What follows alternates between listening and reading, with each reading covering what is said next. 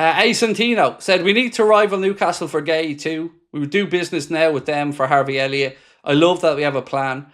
Yeah, the Guehi situation is very interesting because Newcastle, to be fair, have been long admirers of Marc Guehi and have tried to sign him in the last window or maybe the last two windows. And this is where I mentioned the hypocrisy of being a football fan, because we're going to ask for top dollar for a player with 1 year to go in his contract if we're to sell Canade.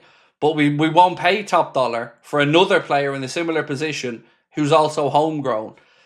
It is intriguing to see how much of this is brinksmanship from the club and how much of it is based in a genuine value. But I'm intrigued. That's the word I would use for this window so far. Definitely intrigued.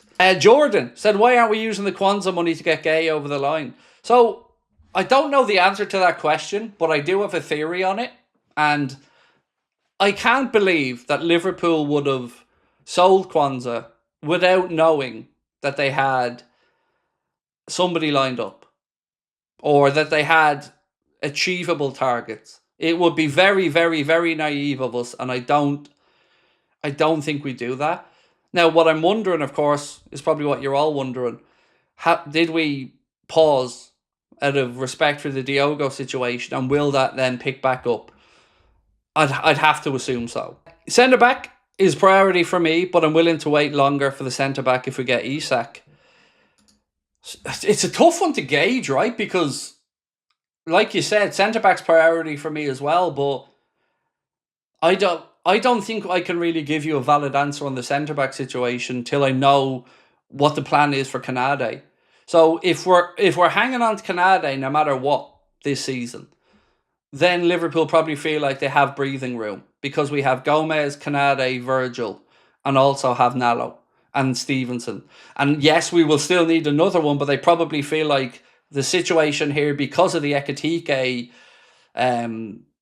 interest from Newcastle, probably forced this issue to be the one that Liverpool feel is time sensitive. James Lake said, Liverpool are basically mirroring the Canade situation with Guehi, knowing he's super keen. He said he will wait if needed. Yeah, definitely. And I'm absolutely open to admitting the hypocrisy of all of that, mate. Like I've said, I find it mad that Liverpool want, let's say, 50 million for Canade, but won't pay the 50 million that Crystal Palace will ask for Marc Guehi. Because if anything, I think in this situation, Marc Guehi is worth more. I'm not saying Guehi is a better player. I'm not saying Canade hasn't got a high value, but we're an English club looking to bring in an English player from another English club. So it ticks the homegrown quota box. So for me, I would actually argue that Crystal Palace have a right to ask for a high number. Whereas Canade, we're selling him abroad, doesn't have the same homegrown quota aspect to it, and will still be worth decent money. But I actually find that whole hypocrisy hilarious. But then again, it's nothing less than I would expect. You always want to sell high, buy low. That's just life. What are our centre-back options other than Guehi? I guess it depends who you ask. Nathan Collins might be an option. The youngster from Parma might be an option. Joel Haddo might be an option, albeit there's certainly serious competition growing in that one. After, I don't really know of any bona fide nailed on ones that I would say it'll be him or him. I don't know. You know, I was honest at the start of the window with what I told you I knew, and I didn't know, and I'd never known who the targets were for centre-back and centre-forward. You know, I know who we've all looked at and talked about, whether it be Nkapie, whether it be Diamonde, whether it be Arujo from Benfica, whether it be Antonio Silva, Marc Guehi, Nathan Collins.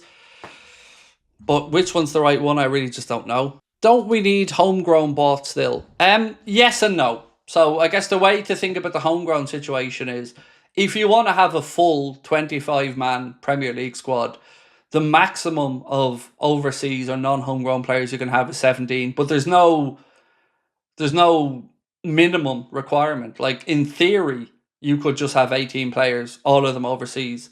But if you want to have your full complement, it's 17 and 8, isn't it? Sorry, it's 17 non-homegrown and 8 homegrown. So if you want the full complement, yes, you need to bring in homegrown players. Now, Frimpong is homegrown because of the 9 years he spent at Man City's academy. So he counts as homegrown. The goalkeeper we brought in counts as homegrown. The one from the 28-year-old Woodman. So he counts as homegrown. We've also lost Quanza. We'll probably lose Elliott, which is why Marc Guehi becomes more intriguing, because Marc Guehi ticks the box on a few things.